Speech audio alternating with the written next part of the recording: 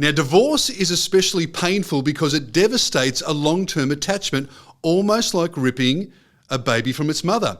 Now, did you know a dog could be the best medicine to help you get through a divorce? To explain, Tanveer Ahmed is a psychiatrist, social commentator, and often joins us on the show. Hi there, Tanveer. Oh, great to be with you, Pat. Happy New Year. Thank you. Same to you. Look, that line about how devastating divorce can be, like ripping a baby from its mother. So there's this long-term attachment which falls apart, and it's devastating for many people. It's a big thing which happens to lots of lives. Look, it's obviously very common, and the pandemic's really put a light on it. The rates went up quite significantly then. So for a variety of reasons, people evaluated their lives and marriages. So there's a big spike in divorce. And we know there was all sorts of spikes throughout the pandemic, including dog ownership. Now, they weren't necessarily directly related, but it was an interesting overlap. But yeah, I think, look, as a psychiatrist, when you look at divorce, it is similar. So the biggest need we have as humans is attachment. So it's that, and we learn how to bond early in life. So first of all, with our mums, primarily our mums for most people, as a baby. And then throughout life, through close friendships, romantic partners, we essentially try to sustain that type of bond in adult form.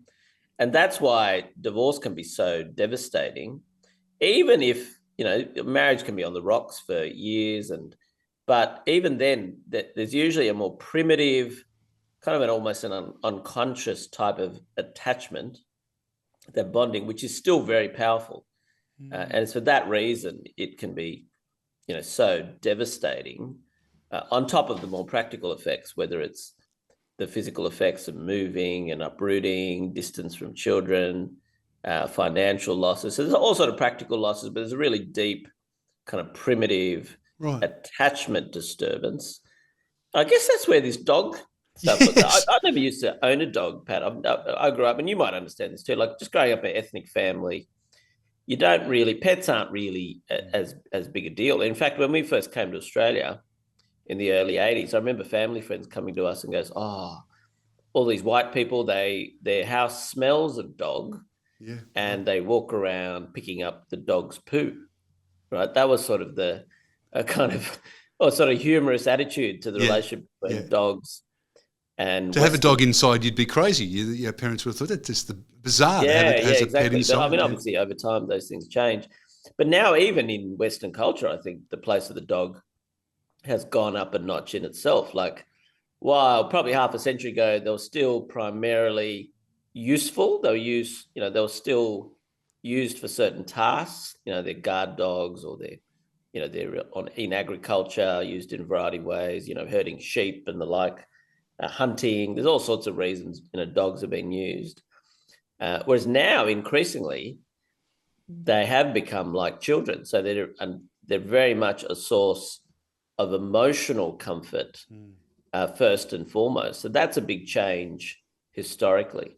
So as a psychiatrist, you're recommending a dog. So you're saying, a little while ago we thought it was a bit unusual to have pets inside, but there is that primal connection. And it's not so silly to think, well, I'll get a dog. I'm going through a divorce or a tough time. Instead of going to another person, often we talk about, the rebound relationships, which has stuff up written all over it. A dog is a real option. Well, look, human relationships are clearly critical, so I don't want to denigrate that. Yes. So what I'm getting at is, there's this notion, if you're a psychologist or even an animal enthusiast, anyone interested in human behavior, see, humans are mammals. And the most specific thing about mammals is how social we are. So we seek bonding, we seek relationship, we exist in social circles, packs often. So that's really what makes mammals. I guess what I find interesting about dogs, they're not dissimilar. If you did a hierarchy of the most social mammals, the ones who could most intensely bond, humans would be right up there. So would certain monkey breeds. There's a famous one called the bonobo monkey, which is known for kind of almost hyper-aggressive breeding and sexuality and social bonding. And that would certainly be up there. So it'd be apes and monkeys right up there.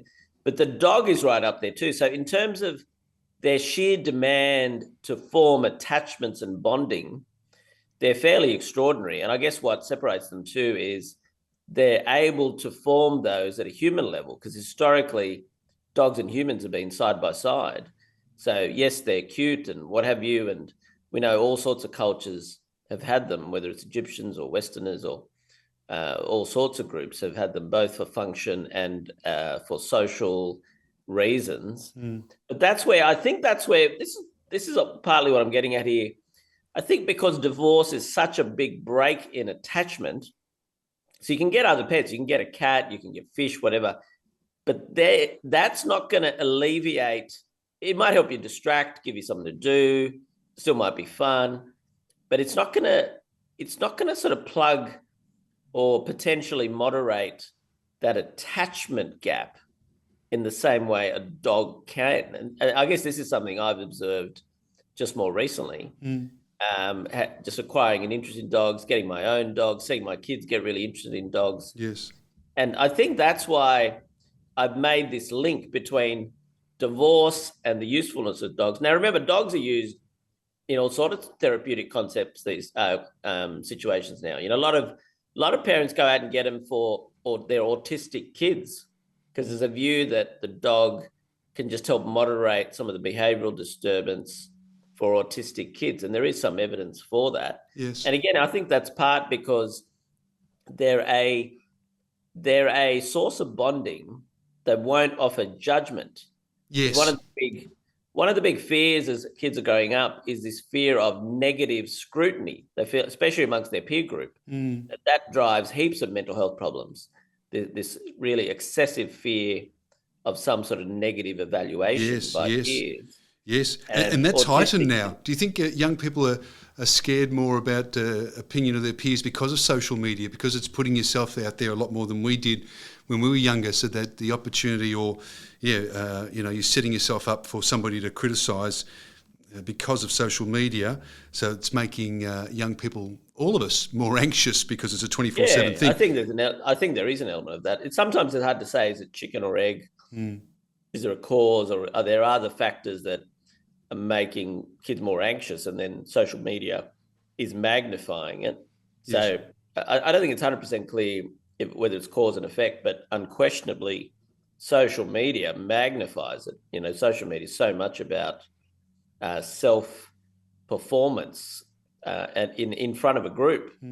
So if you're at all self-conscious and you're prone to negative self-comparison, it's one of the worst things. So unquestionably, that's such a factor, which is another reason, because you can have an attachment without, I mean, look, let's be honest, humans will fundamentally, we will crave deep attachment to other human beings, and will crave an intimate attachment also. And that can't be substituted easily with a non-human, and I'm certainly not encouraging that. But it has made me think more about the power of animal bonds. I wonder if pets have evolved too over the journey. As you say, they used to be outdoor pets, and you just give them the scraps after dinner. You'd feed the dog the scraps after dinner. That's all very different now, so maybe dogs have evolved as well.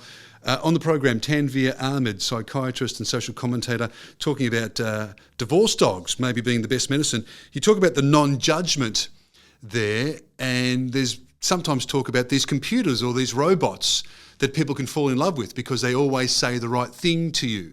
They're always there for you, It's just this machine that learns and doesn't judge you and always accepts you for who you are. So in a way, dogs are the same. And I remember listening to some sales podcast or something about cold calling, and he'd be on the phone all day, this guy, and he'd be ringing people all day, and they'd hang up on him and give him a hard time, and it's just a rough job. But he said, I'd get home, and the kids still loved me, and the dog still wagged its tail, and it reminds me that it really doesn't matter what happens outside of that. So anyway, I think that is a good analogy, Pat, because on one level they're obviously living beings and they react to you. But you are right. There is a bit of a growth. I remember seeing some story about in Japan, someone, who was so attached to their robot, and it does tell us a bit about attachment, that in some ways we'll respond. It doesn't always take that much for us to start forming attachments if that sort of need is there. And we can sometimes do it with even non-organic things. And as you say, like robots and blow up dolls and all sorts of things that people... Inanimate objects, people fall in love with all sorts of things, don't they? Yeah. Is that's some sort of, that's a mental illness, obviously, for sure. I mean, usually when that happens, that is a bit more extreme, where they obviously have some sort of disturbance in how they bond, and to the point where they can start forming these really, problematic attachments. And to be honest, that can happen with animals too. Something I see in my work is sometimes when I see kids who say they're really into animals, often the way I interpret that is they struggle with human beings, right? So sometimes you have to be wary. So some people who get really into, I guess, bonding with their animals, or especially enthusiastic. Now, look, it's not necessarily a bad thing, but there are some people for whom that is a way of avoiding humans, the complexity of humans and the disappointment that humans offer, and the challenges and the potential negative judgment. So I'm always wary. I've heard people say, I can't stand humans, I can't stand people at work, and that's why I have my pets. So that's a red flag if you're saying that. Do you think? Absolutely, Tanveer? Yeah. Whenever I meet a patient who's going on about how much they love animals, my interpretation is usually, I struggle with humans. People often say one thing and mean another in your world as a psychiatrist. Are you watching, words are one thing, I guess you're experienced enough to understand maybe the pattern. People say one thing and they mean another, or are you watching body language, or what's going on there? Absolutely, yeah. I mean, look, we have a verbal, we make links between thoughts and then we say things verbally. And that will be one set of communication. But as you say, there's all sorts of other communication. Non-verbal is often very powerful.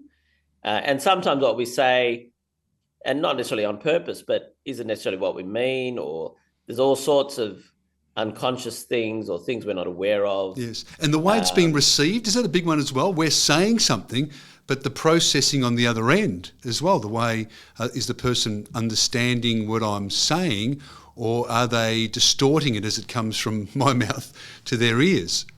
There's that as well. Absolutely. That's where communication can be, it's so nuanced and vexed sometimes, because you've got so many different aspects. You've got the way, there's a theme in psychology we talk about when you're sitting in with someone in an interview room. There's really almost 6 people. There's the way you view yourself, there's the way you actually are, there's the way the other person views you, and vice versa with the other person.